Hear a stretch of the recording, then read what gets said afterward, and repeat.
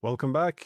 We are very privileged to be joined Selamat today datang by kembali. Yanis Varoufakis. Kami sangat beruntung hari ini dapat bergabung bersama Yanis Varoufakis, mantan Menteri Keuangan Yunani, profesor, dan pendiri DiEM25, Gerakan Demokrasi di Eropa.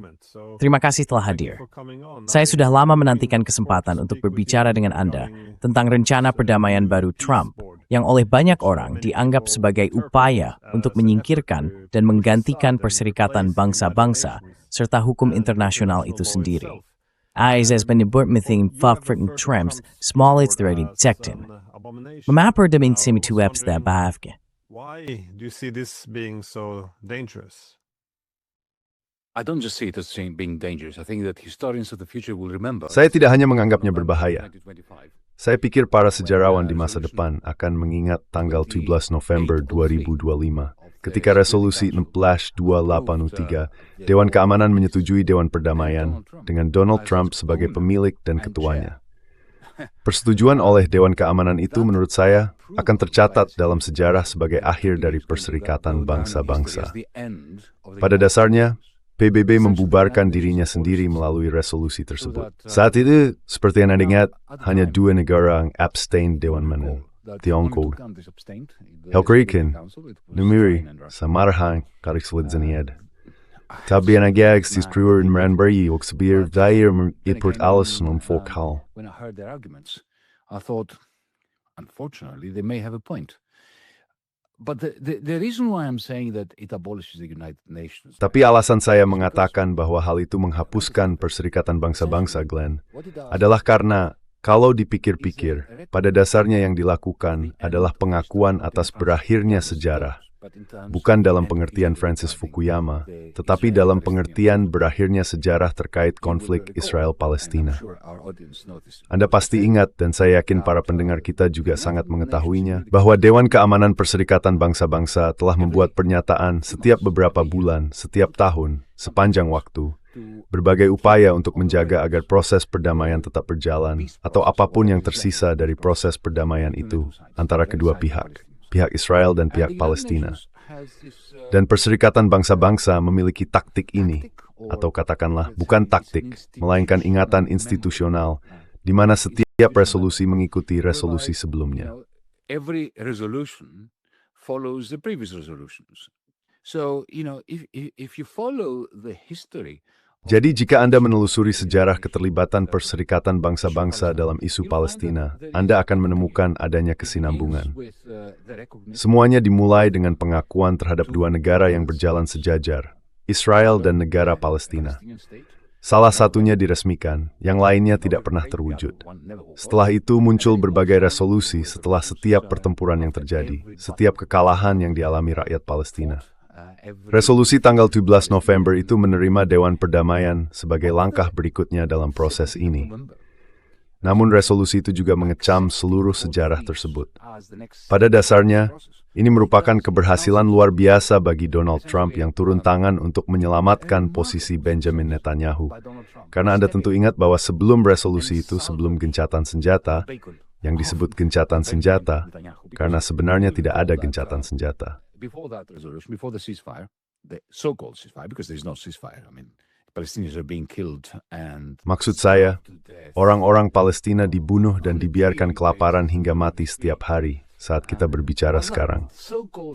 Apa yang disebut gencatan senjata dan resolusi Dewan Keamanan pada dasarnya menyelamatkan Netanyahu dari kekalahan besar dalam hal propaganda. Anda pasti ingat bahwa 4 negara besar, kekuatan menengah, Kanada, Australia, Inggris, dan Prancis, mengakui negara Palestina. Itu adalah pengakuan yang sangat munafik. Karena jika mereka benar-benar ingin melakukan sesuatu untuk mewujudkan negara Palestina yang mereka akui secara munafik itu, mereka seharusnya berhenti mempersenjatai Israel. Mereka seharusnya memberlakukan embargo terhadap Israel. Mereka seharusnya melakukan semua hal yang dikatakan oleh gerakan BDS bahwa mereka seharusnya lakukan, tetapi mereka tidak pernah melakukannya. Meski begitu, itu tetap merupakan kekalahan besar bagi Netanyahu. It was still a major defeat for Netanyahu. Trump steps in, imposes that ceasefire. Trump turun tangan, memberlakukan gencatan senjata itu dan menghadirkan gagasan tentang Dewan Perdamaian yang sepenuhnya berada di luar hukum internasional. sepenuhnya di luar sejarah tanah Palestina yang diduduki sebagai wilayah pendudukan, dan secara efektif mengatur ulang waktu, seolah-olah kita kembali ke tahun 1945 atau 48, atau bahkan sebelumnya. Itu menyelamatkan Netanyahu karena, mari kita akui, Mahkamah Internasional pada Juni 2024 telah dengan jelas menetapkan bahwa Israel melanggar hukum internasional dan memerintahkan Israel untuk menarik diri dari Yerusalem Timur, tepi barat, dan Gaza. Ada kecaman internasional terhadap genosida tersebut. Pengadilan Kriminal Internasional telah mendakwa Netanyahu dan mantan menterinya sebagai penjahat perang. Dan dengan resolusi itu, Dewan Keamanan Perserikatan Bangsa-Bangsa secara efektif membatalkan semua itu.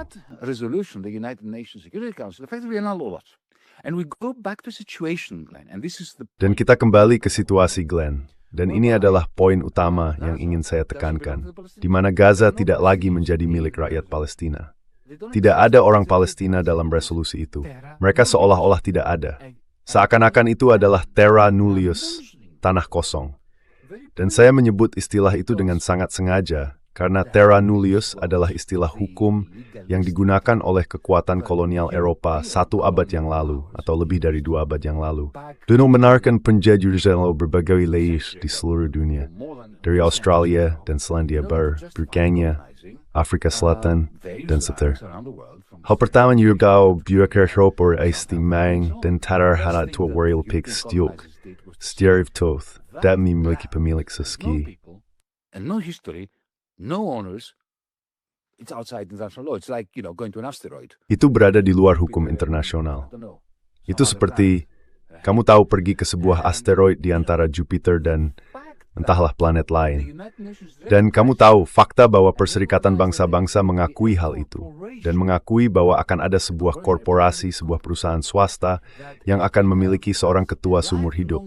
Bukan seorang presiden, bukan seorang wakil rakyat, tetapi seorang pria bernama Donald J. Trump. Dan dia sama sekali tidak memiliki kewajiban apapun. Dia may tatang jawab pada Dewan. Kertasang map pada Pertuding Bank Sword. Pedits dewa bertanggung jawab kepada Kongres Amerika Serikat. Dia harus abor and step behind them dan senasa bangsa tikati. It's our main. If he wants to. It's not even a report that has to be approved of. Itu bahkan bukan laporan yang harus disetujui atau semacamnya. Jadi pada dasarnya, Perserikatan Bangsa-Bangsa membatalkan dirinya sendiri ketika menyetujui resolusi itu pada 17 November 2025. Dan begitulah cara saya akan menutup jawaban panjang saya. Maaf karena memakan waktu lama, tapi saya sangat marah tentang semua ini. Mengapa Prancis dan Inggris, yang konon telah mengakui negara Palestina, termasuk Gaza, hanya beberapa minggu sebelumnya? Mengapa mereka menerima hal itu? Ya, mereka menerimanya karena bagi mereka ini adalah sesuatu yang menyangkut orang-orang berkulit coklat di Timur Tengah. Itu tidak menyangkut mereka. Sekarang mereka tahu lebih baik. Mereka tahu bahwa Dewan Perdamaian bukan hanya tentang Palestina, ini bukan tentang Gaza.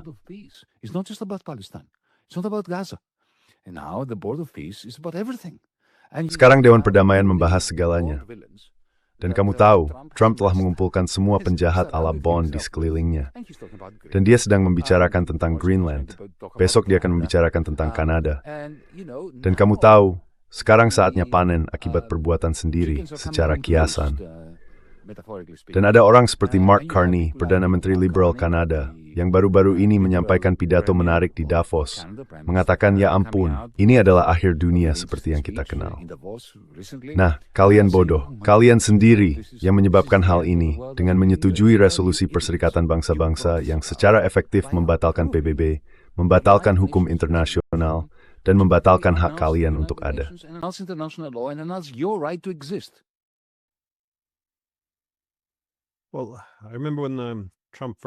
Ya, saya ingat ketika Trump pertama kali mengusulkan untuk melakukan pembersihan etnis terhadap seluruh penduduk Gaza agar Amerika Serikat mengambil alih wilayah itu dan menciptakan Riviera Timur Tengah. Sejujurnya, pada saat itu saya menafsirkannya sebagai upaya untuk mengguncang status quo dan menciptakan sedikit ruang untuk bermanuver. Tapi saya juga pikir itu akan terbatas. Namun ini, seperti yang kamu katakan, jauh lebih besar.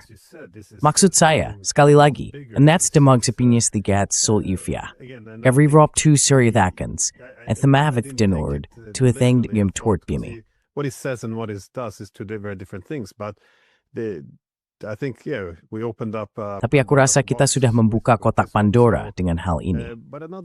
Aspek lain dari seluruh persoalan ini adalah apa yang sudah kamu singgung, bahwa ini adalah sebuah perusahaan swasta, dan bahkan para anggotanya harus membayar hingga miliaran dolar. Bagaimana kamu memahami gagasan privatisasi hukum internasional ini, atau penggabungan semua kepentingan komersial dengan paksaan dan, pada dasarnya hukum? Karena ini, bukan hal yang belum pernah terjadi sebelumnya, tapi tetap harus setan neras semua ini. Kamu apa mengejutkanmu, Glenn? You know what surprises me, Glenn? What surprises me is that people are surprised. Yang mengejutkan bagi saya adalah bahwa orang-orang terkejut. Karena tahu kan saya selalu mengikuti strategi yang sangat sederhana, cara berpikir yang sangat sederhana. Saya menganggap serius apa yang dikatakan para penjahat. Jadi tahu kan, Donald Trump mungkin dia bukan teoritikus paling cerdas atau paling fasih dalam sejarah alam semesta, tapi dia dikelilingi oleh orang-orang yang seperti itu. Jika kamu pernah mendengarkan Peter Thiel berbicara kepada para penguasa teknologi yang dia kumpulkan di sekelilingnya, mereka punya pandangan yang sangat jelas tentang masa depan. Masa depan mereka adalah menggantikan negara dengan korporasi. Mereka berbicara tentang kota bebas, dan mereka tidak memaknainya sebagai kebebasan bagi warga negaranya.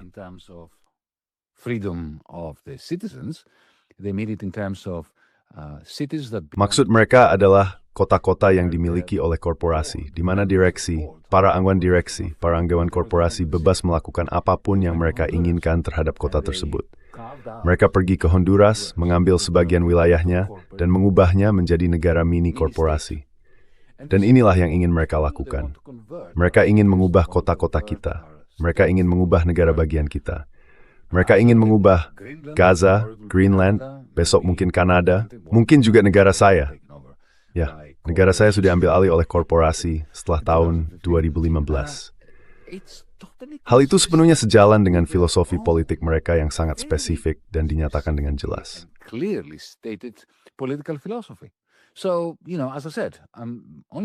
Jadi seperti yang saya katakan, saya hanya terkejut bahwa orang-orang terkejut. Dan Anda memang menyinggung fakta bahwa hal ini bukanlah sesuatu yang belum pernah terjadi sebelumnya. Sekarang jika kita melihat sejarah kolonialisme, itu tidak dimulai dengan negara. Itu dimulai dengan korporasi. Perusahaan Hindia Timur Belanda dan perusahaan Hindia Timur Britania yang menaklukkan Asia dan korporasi serupa menaklukkan Afrika. Orang-orang berkata, dan Anda menyebutkannya, every 24 were saying to minimum $1 miliar agree non-liu ermar that yung more yang sah. Legitimate members of the board of peace. Well, isn't that how the East India Company was created? Bukankah begitu cara perusahaan Hindia Timur didirikan? Para pengusaha berkumpul di sebuah bangunan beratap jerami di London sekitar tahun 1999, jika ingatanku benar. Mereka semua patungan dan menjadi pemegang saham. Dan bukan hanya pemegang saham, tetapi saham-saham itu juga dapat diperdagangkan. Lalu mereka berangkat. Mereka menduduki dan mengambil alih India, kemudian Indonesia, dan kemudian sebagian Asia Tenggara.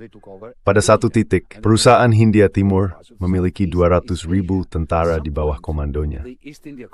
Baru kemudian perusahaan itu dinasionalisasi ketika menghadapi kesulitan keuangan, semacam penyelamatan oleh negara atau lebih tepatnya oleh mahkota. It was a state bailout or a crown bailout, and that's how the British Empire, begun. Dan begitulah kamu tahu bagaimana Kekaisaran Britania dimulai. Jadi inilah yang dia inginkan. Itulah yang dibayangkan oleh Peter Thiel dan para pemikir, teknokrat, serta para penguasa teknologi di sekelilingnya tentang bagaimana dunia seharusnya sekarang. Itu sama sekali tidak mengejutkan. Aku akan memberitahumu apa yang mengejutkan.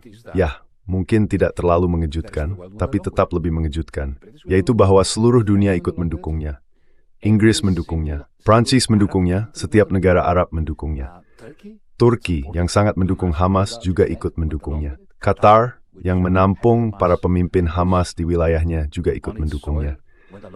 Ada negara-negara seperti Mesir dan Aljazair yang memuji Donald Trump, menyebutnya sebagai pembawa perdamaian, bukan begitu? Donald Trump, calling him a man of peace, right?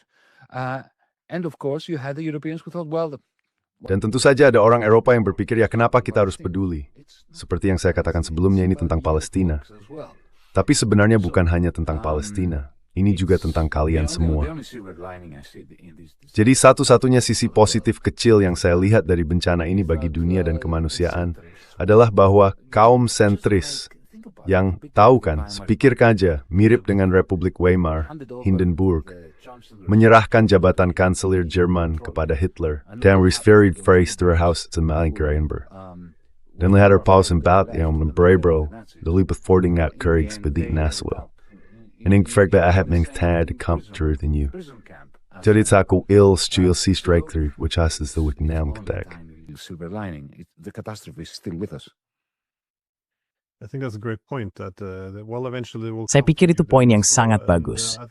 Nah, pada akhirnya hal itu akan datang untukmu juga. Dan saya rasa hal itu sudah jelas terlihat dalam pesan yang Macron kirimkan kepada Trump, yang kemudian dipublikasikan Trump pesan pribadi itu di Truth Social miliknya. Macron tampaknya menulis kepadanya, "Dengarkan, kami sepenuhnya mendukungmu. Kamu melakukan hal hebat di Suriah dan Iran. Kami sepenuhnya bersamamu. Tapi tolong biarkan Greenland saja." Asumsi bahwa jika kita hanya menyemangatinya, mendukungnya dalam apapun yang mungkin dia lakukan terhadap bagian lain dunia, maka mungkin dia akan membiarkan kita saja. Tapi saya pikir kita justru memberi makan dan membesarkan monster ini yang seperti yang kamu katakan akan berada di luar kendali kita. Tapi apa artinya ini bagi... Ya, saya tadinya ingin bertanya, bagaimana kamu memperkirakan Wall Street, kompleks industri militer, dan perusahaan teknologi besar akan bereaksi terhadap hal seperti itu? Apakah mereka akan mendukungnya? Karena secara keseluruhan, ada kecenderungan dalam kapitalisme untuk terjadinya konsentrasi kekayaan sampai pada titik di mana demokrasi tidak lagi bisa berfungsi.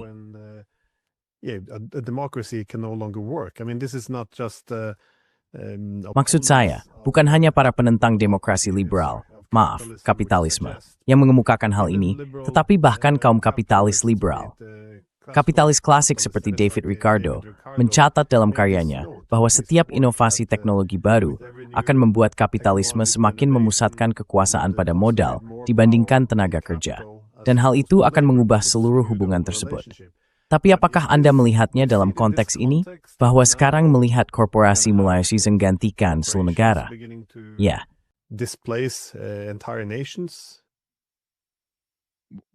Well, as I said before, corporations began. Nah, seperti yang saya katakan sebelumnya, korporasi memulai proses imperialisme. Dan seperti yang Anda tahu, militerisme, korporatisme, dan imperialisme berjalan beriringan. Pada suatu titik, ketika korporasi, sama seperti ketika Wall Street kolaps pada tahun 2008, mereka pada dasarnya dinasionalisasi, diselamatkan dengan dana talangan. Kerugian mereka dialihkan ke negara. Inilah yang terjadi beberapa dekade lalu. Dan sekarang ketika mereka sudah kembali stabil, nara macet war iling turang negara duit. Nyomen more mari regmam teste kompleks militer industri, big tech dan Wall Street. Saya tidak bisa persatu. Take these one at a time. The ones who are loving it. Pihak yang paling menikmatinya adalah perusahaan big tech. Karena seperti yang kamu tahu, saya menulis sebuah buku beberapa tahun lalu berjudul Techno-Feudalism, di mana saya berpendapat bahwa bentuk baru dari modal telah muncul, hidup di dalam ponsel kita. Bentuk ini disebut modal awan. Modal ini tidak menghasilkan apapun selain kekuatan untuk secara langsung mengendalikan pikiran kita, dan melalui itu, mengumpulkan bententu ke kantong perusahaan big tech. Dan modal awan ini, selama beberapa tahun terakhir, terutama setelah perang di Ukraina dan genosida di Gaza, telah bergabung dengan kompleks industri militer. Karena sekarang kita memiliki drone AI otonom. Because we have autonomous AI drones, we have software by Palantir that is running. Kami memiliki perangkat lunak dari Palantir yang berjalan di server Amazon Web Services, Google, dan Microsoft. Program-program ini dilatih di Gaza dan sedang dilatih di Ukraina. Dan kemudian hasil dari pelatihan ini adalah perangkat lunak yang dijual ke National Health Service di Inggris misalnya. Jadi yang terjadi adalah privatisasi National Health Service oleh modal awan Amerika yang dilatih di ladang pembantaian Gaza. Seperti yang saya katakan, Big Tech menyukainya. Dan inilah alasan mengapa orang-orang seperti Jeff Bezos, Mark Zuckerberg, bahkan Elon Musk, yang dulu tidak menyukai dan membenci Donald Trump, kini mengelilinginya. Despised Donald Trump have surrounded him and they are treating him. Dan mereka seperti yang kamu tahu memperlakukannya, memandangnya sebagai dermawan besar mereka. Dan ada dimensi lain yang menjelaskan antusiasme Big Tech terhadap Donald Trump, Undang-Undang Genius pada bulan April lalu yang ia loloskan melalui Senat dan Dewan Perwakilan Rakyat. Pada dasarnya, ia melegitimasi privatisasi dolar melalui Big Tech, melalui perusahaan seperti Tether. Dan sekarang kamu tahu, Google, Apple, dan lainnya akan menerbitkan stablecoin mereka sendiri. Ini terhadap tulis sepace tapstack and Bitcoin. Yung gaganarkis. All, temat serv cryptor bonili bomdores. These are US dollar denominated cryptocurrencies and that is going essentially. Dan itu berarti pada dasarnya kita sedang kembali ke abad ke-19 ketika bank-bank swasta memiliki kemampuan untuk mencetak dolar, kemampuan yang kemudian diambil alih dan dimonopoli oleh The Fed. Dan kini The Fed telah kehilangan sebagian kekuasaannya. Jadi Big Tech menyukai semua itu. Mereka menyukai stabilitas dolar. Mereka menyukai apa yang terjadi di Palestina. Mereka menyukai apa yang terjadi dengan stablecoin dan privatisasi dolar. Kompleks industri militer sedikit lebih khawatir. Maksud saya, mereka menyukai perang. Mereka menyukai intervensi semacam ini. Mereka senang karena bisa menjual senjata dalam jumlah besar ke Ukraina dengan uang Eropa. Baru-baru ini, Israel menggunakan bom seberat 10.000 atau 20.000 pon. Mereka seperti menabur konfeti. 10,000, 20,000 pound bombs like confetti. They love that. They're a little bit worried that Mereka menyukainya. Mereka agak khawatir bahwa perusahaan seperti Palantir, perusahaan teknologi besar, mesin perang teknofeodal seperti yang saya sebut, sedang semacam bersaing dengan mereka. Mereka agak khawatir tentang hal itu. Tapi saya pikir dari 3 konglomerat yang Anda sebutkan dalam pertanyaan Anda, Wall Street, saya rasa mereka lah yang paling khawatir tentang Donald Trump. Dan mereka khawatir karena seperti yang saya katakan, dengan Undang-Undang Genius, dia secara efektif menggerogoti pendapatan finansial mereka demi kepentingan perusahaan Big Tech, Tether, stablecoin, dan sebagainya. Mereka akan mencoba bergabung. JP Morgan misalnya akan segera menerbitkan stablecoin-nya sendiri, tapi mereka tetap khawatir. issue its own stablecoin, but they are worried. So when you see that Donald Trump. Jadi ketika kamu melihat bahwa Donald Trump sedang berjuang memperebutkan, kamu tahu siapa yang akan mengendalikan The Fed. Dia berusaha membatasi kekuasaan ketua The Fed dan juga membatasi wewenang The Fed melalui undang-undang seperti Genius Act. Ini karena The Fed dimiliki oleh bank-bank besar, bank-bank Wall Street, dan mereka tidak ingin harus bersaing dengan Silicon Valley, dengan Pantai Barat. Namun demikian, bagi saya jelas bahwa setidaknya sejauh ini, Donald Trump berhasil mendominasi ketiganya, Wall Street, Big Tech, dan kompleks industri militer. Dan mereka mendukung apa yang dia lakukan dan Dewan Perdamaian dan Pembubaran. Pada dasarnya, Perserikatan Bangsa-Bangsa mengubah PBB secara efektif menjadi Liga Bangsa-Bangsa dulu, sebuah cangkang kosong. An empty shell. Seluruh pembubaran Perserikatan Bangsa-Bangsa ini, tampaknya hal ini dimulai lebih dari, setidaknya 30 tahun yang lalu. Anda tadi menyebut Perdana Menteri Kanada dan komentarnya di Davos, dan saya pikir itu menarik karena dia kurang lebih menyebut apa yang disebut tatanan internasional berbasis aturan sebagai penipuan. Saya setuju dengan pandangan itu, karena jika kita kembali ke kasus Kosovo, saat itulah kita mulai mengatakan, itu tidak legal, tapi sah. Asumsinya adalah bahwa legitimasi itu didasarkan pada pembenaran liberal, demokratis, atau kemanusiaan. Dengan kata lain, yang kita katakan adalah hukum internasional itu tertinggi. Namun, karena kita adalah juara demokrasi liberal, kita diperbolehkan untuk mengatasnamakan hak asasi manusia dan demokrasi guna memberi diri kita hak untuk dikecualikan. Bukan Tiongkok atau Rusia atau yang lain, hanya kita. Ini semacam hak istimewa tunggal dari dunia politik Barat.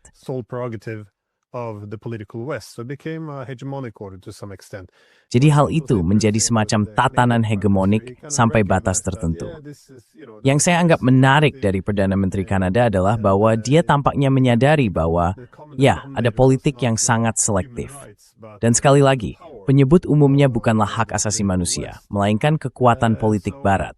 Jadi dia tampaknya melihat bahwa kita tidak seharusnya hanya memperhatikan apa yang dilakukan Trump sekarang, tetapi juga konteks yang lebih luas. Sementara itu, orang-orang Eropa benar-benar bertekuk lutut kepada Trump di sini, dan mereka pak tunduk serta melakukan apa yang diperintahkan.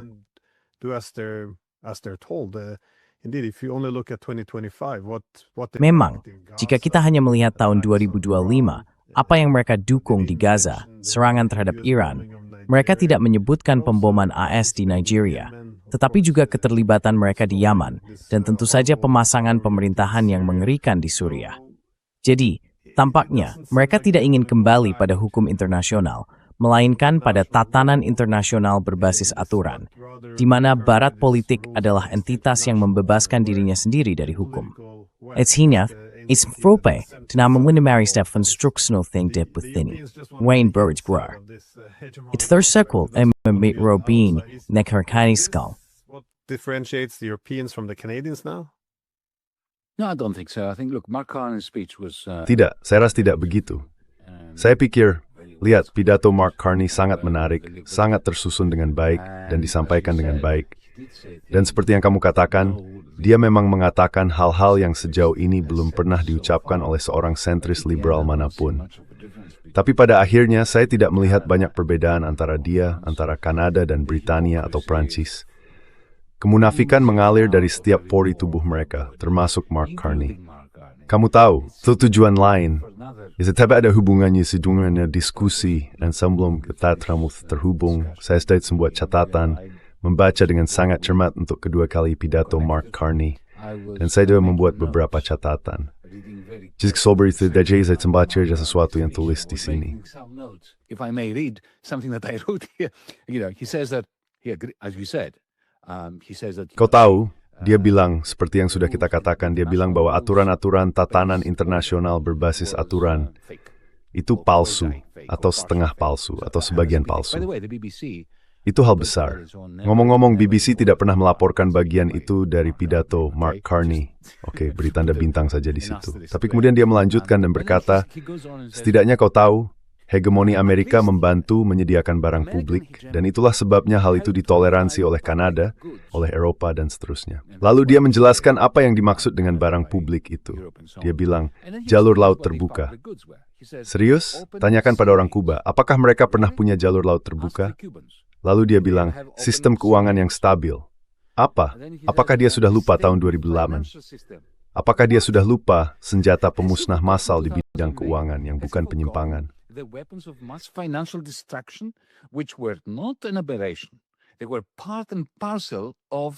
Mereka adalah bagian tak terpisahkan dari tatanan internasional berbasis aturan ini. Apapun itu, tatanan berbasis aturan. Seluruh konsensus Washington, seperti yang kita tahu, dibangun di atas finansialisasi. Jadi mengatakan bahwa orang Amerika memberi kita barang publik, termasuk sistem keuangan yang stabil, satu-satunya hal yang tidak dimiliki sistem keuangan sebelum 2008 atau 2015-16 ketika Trump muncul adalah stabilitas. Itu benar-benar ketidakseimbangan yang sangat tidak stabil. Lalu dia melanjutkan mengatakan keamanan kolektif. Serius? Apakah dia pernah berbicara dengan orang Irak atau Afghanistan? Jutaan orang tewas. Bagaimana dengan orang Libya? Mereka menghancurkan negara itu. Baiklah, memang ada seorang tiran di sana, Tuan Gaddafi. Dan apa yang terjadi setelah tatanan internasional berbasis aturan itu membombardir Libya?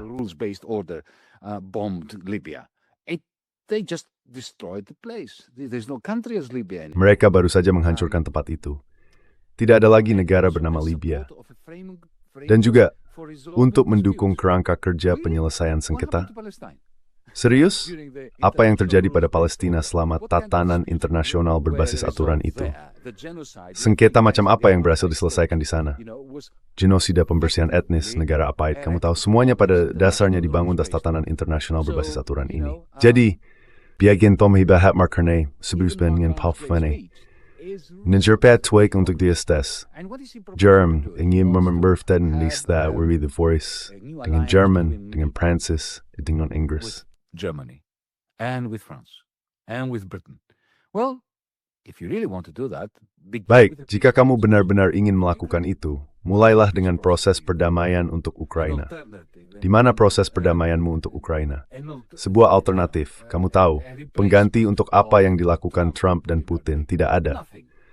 Satu-satunya gagasan yang mereka miliki tentang Ukraina adalah bahwa mereka harus menemukan lebih banyak senjata untuk Ukraina agar terus membunuh orang Ukraina dan Rusia. Peringkat perang tahun pertama yang menewaskan ribuan orang tak ada penyelesaian yang terlihat. Firth. Lalu bagaimana dengan usulan Tuan Carney tentang Palestina? Apa yang dia usulkan tentang Palestina? Tidak ada. Kamu tahu dia akan mundur. Kamu lihat si memberikan pidato hebat. he's going to recoil. He gave a great speech. He will be remembered for a great speech that. Ia akan dikenang karena pidato hebat yang menggambarkan situasi dengan cukup baik, tetapi sama sekali tidak menawarkan apapun tentang apa yang harus dilakukan. Karena, mari kita akui, kamu dengar sendiri apa yang Trump katakan hari ini. Jika Kanada meratifikasi perjanjian perdagangan bebas dengan Tiongkok, dia akan memberlakukan tarif 1% pada mereka. Sekarang, apa yang akan terjadi pada para pekerja otomotif di Kanada yang akan kehilangan pekerjaan karena mereka memproduksi mobil dan suku cadang untuk perusahaan-perusahaan Amerika? Apakah dia punya rencana untuk itu? Apakah dia akan berinvestasi, membawa BYD untuk mengambil alih dari Ford dan General Motors? Tidak. Dia tidak punya rencana seperti itu. Ford and General Motors? No, he's got no such plan.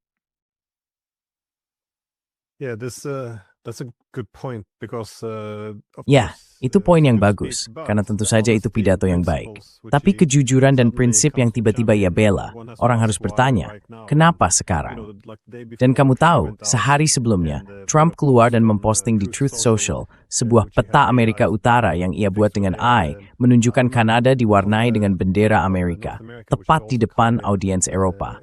Jadi dia tahu bahwa setelah Greenland, AS mungkin akan mengincar Kanada. Tampaknya, itulah alasan tiba-tiba prinsip-prinsip ini muncul. Tapi tetap saja luar biasa bahwa tidak ada lebih banyak penolakan terhadap hal ini. Sebagai pertanyaan terakhir, apakah kamu melihat ini dalam konteks yang lebih luas, bahwa AS harus menemukan pendekatan baru terhadap dominasinya? Karena setelah Perang Dunia II, AS memiliki banyak keuntungan. Ia menjadi pemimpin teknologi, dan melalui perang, ia telah membangun kekuatan industrinya. Through the war, it had built up this industrial power. It had begun to control all the international sea. Negara itu telah mulai menguasai semua jalur laut internasional. Ia menegaskan kendali atas banyak sumber daya alam dari Arab Saudi dan tempat-tempat lain.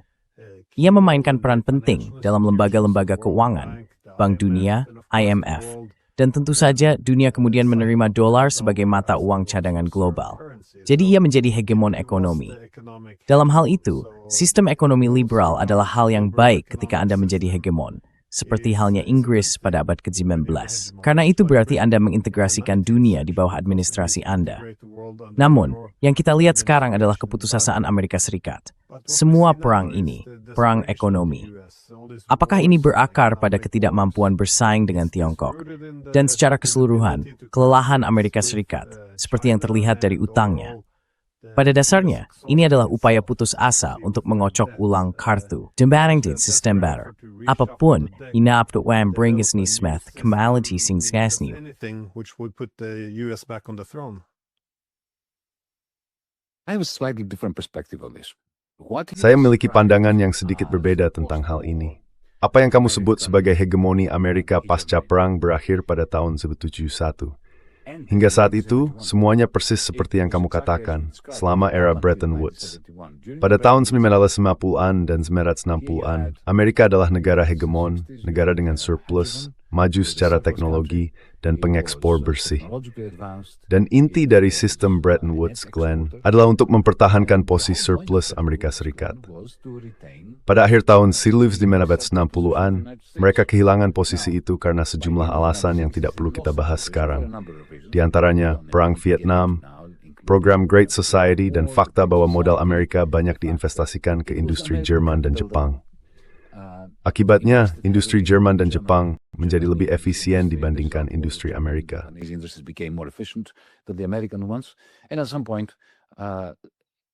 Dan pada titik tertentu, terutama dengan Perang Vietnam, pada akhirnya sistem Bretton Woods tidak lagi dapat dipertahankan, karena sistem itu didasarkan pada gagasan bahwa Amerika akan menjadi negara surplus dan akan mendolarisasi Inggris, Eropa, dan Jepang, agar mereka dapat terus membeli ekspor bersih dari Amerika Serikat.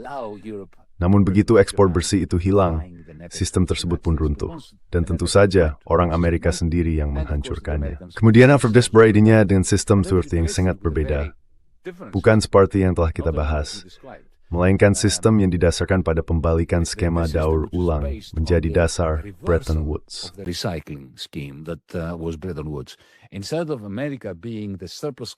Alih-alih Amerika menjadi negara surplus yang mendaur ulang surplusnya ke Eropa dan Asia, terutama Jepang, dan kemudian Tiongkok, yang terjadi adalah Amerika justru mengalami defisit. Dan defisit itu digunakan untuk menciptakan permintaan agregat di Eropa, Jepang, dan kemudian Tiongkok. Amerika mengirimkan surat utang yang disebut dolar kepada mereka yang kemudian dikembalikan ke New York dan berubah menjadi 3 hal. Obligasi pemerintah, dengan kata lain, pendanaan bagi pemerintah federal Amerika. Kedua, beberapa saham untuk pemilik pihak asing. Dan ketiga, distribusi properti yang mencukupi Donald Space terkenal sekarang. Real estate, which is what made Donald Trump Donald Trump. So, this attempt to maintain the Jadi, kamu tahu, upaya untuk mempertahankan hegemoni setelah mereka tertinggal, setelah mereka menjadi negara defisit, itulah yang dilakukan Nixon. Dan Nixon tidak punya masalah melancarkan perang ekonomi terhadap sekutunya. Jadi kamu tahu, Trump bukanlah presiden pertama yang melancarkan perang ekonomi. Ketika John Connally, Menteri Keuangan di bawah Richard Nixon, pergi ke Eropa setelah sistem Bretton Woods runtuh pada 15 Agustus 1971, ia mengatakan kepada orang Eropa po orangnya, "Saya juga datang menembak Italia, dolar Amerika uang miliar kuning." Dan orang-orang Eropa pun panik. Dengan point 4, mereka mencoba Bretton Woods versi mereka sendiri, sistem nilai tukar mereka sendiri relatif years.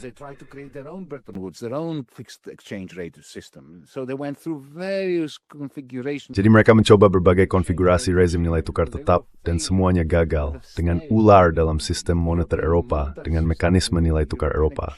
Pada akhirnya mereka menciptakan euro. Itu menjadi bencana bagi investasi di Eropa, bagi integrasi dan seterusnya. Demikian pula, ingat apa yang dilakukan Ronald Reagan pada tahun 1945 terhadap Jepang, Perjanjian Plaza.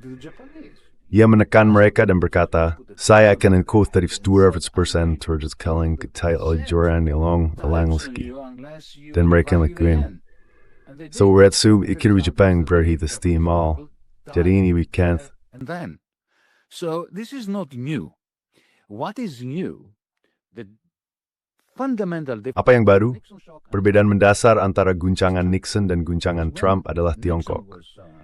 Karena ketika Nixon mengejutkan sekutunya, seperti yang baru saja saya jelaskan, tidak ada sistem ekonomi pesaing.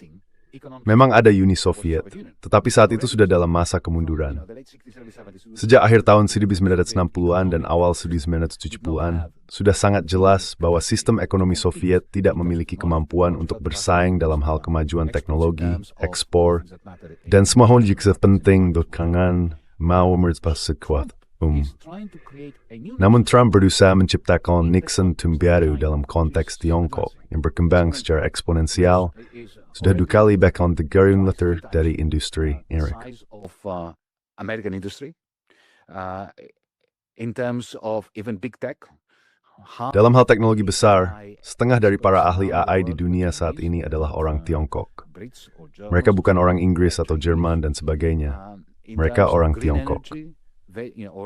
Dalam energi hijau, kita sudah melihat pengurangan ketergantungan pada bahan bakar fosil dan perluasan besar-besaran dalam energi terbarukan. yang justru ditinggalkan dan khususnya Amerika di bawah Trump. So he's trying to extend American Jadi, dia hegemony. berusaha memperluas hegemoni Amerika dengan memprivatisasi dolar melalui Genius Act, And through, seperti yang saya sebutkan sebelumnya, dan pada dasarnya dengan menghancurkan Uni Eropa, menghancurkan Kanada, menghancurkan sekutunya. Karena dia seorang realis, dia mencoba mengelabui pihak Tiongkok. He tried to bamboozle the Chinese. He failed. The Chinese won the trade war against him. Dia gagal. Tiongkok memenangkan perang dagang melawannya. Dia pada dasarnya sudah pada hal itu. Pada bulan April akan ada pertemuan antara Trump dan Xi, dan mereka akan memperpanjang gencatan senjata.